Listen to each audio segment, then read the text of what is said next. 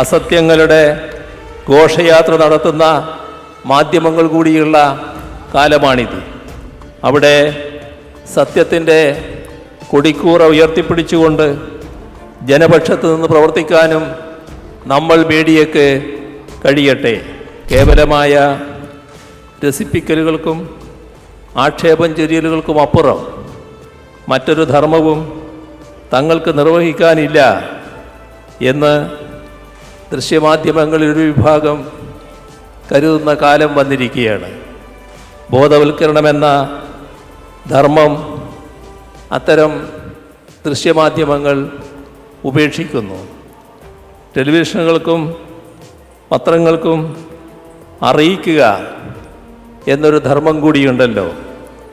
അറിയുക എന്നത് വായനക്കാരൻ്റെ, പ്രേക്ഷകൻ്റെ അവകാശം കൂടിയാണ്.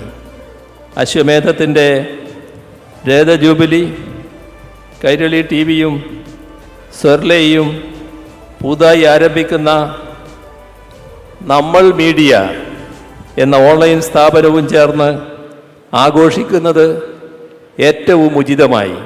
പ്രദീപിൻ്റെ നേതൃത്വത്തിൽ ആരംഭിക്കുന്ന നമ്മൾ മീഡിയ എന്ന നവമാധ്യമ ചാനലിൻ്റെ ഔപചാരികമായ ഉദ്ഘാടനം നിറഞ്ഞ സന്തോഷത്തോടെ നിർവഹിച്ചതായും അറിയിക്കട്ടെ.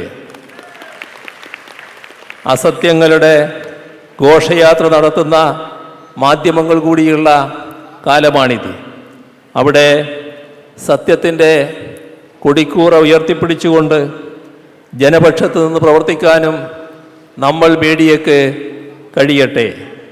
ജനങ്ങൾക്കിടയിൽ അതിന് വലിയ സ്വീകാര്യത ഉണ്ടാവട്ടെ.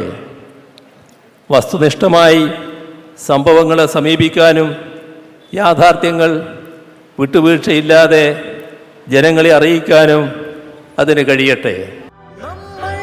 മലയാളി മനസ്സിന്റെ ദൃശ്യോത്സവം.